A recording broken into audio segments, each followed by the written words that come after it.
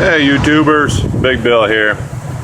Today we are doing a general maintenance on an F-150 front bearings. What I like to do is about every oil change just to grease the bearings, and it extends the life of the bearings. What I'm going to show you is just a simple way of doing it, and hopefully those bearings will last you a little bit longer. What I did here, I took off the wheel hub, and under the wheel hub you'll see the bearing cap. This bearing cap here, you will need a screwdriver, a hammer, and what I usually do on the first time of doing one of these, I actually put a little dent up on top so it's easy to grab a hold with the screwdriver next time. But once you pull the screwdriver, you can do the screwdriver's got this little rivet here that you can pry it off, or you can take channel pliers and grab a hold of it and pull it off as well. And once off, you'll see the bearings inside, and you see some grease in this one. And actually in this bearings I'm actually changing out because it was lack of maintenance. And as you see, there is no oil in the cap, or excuse me, grease in the cap.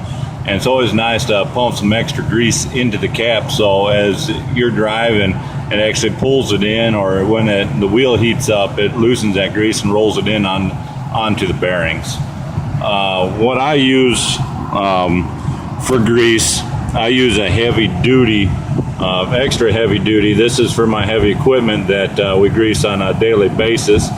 And I got a nicer grease gun, but you can actually go to your local hardware store or home improvement store and just get you a cheap grease gun. I do recommend a really good grease, but on a cheap grease gun you can probably get about $5. But on your grease, good grease, you know, $8 to $10 maybe for a tube. And for general maintenance, if you're doing this on every oil change, a tube of grease will last you about 5 or 6 oil changes. But what you want to do with your grease is you want to pump it in around here and kind of push it in with your finger a little bit, and then make sure you got grease in your cap. And once you push your grease in, you think you got enough in there, it won't hurt to have too much in this. But you can also put some grease, you know, 5, 6, maybe 10 pumps of grease into your cap, and sit your cap back on and tap it on with your hammer. But today I'm actually going to change these bearings out because it was a lack of maintenance. I got to change the outer bearing and the inner bearing on this one.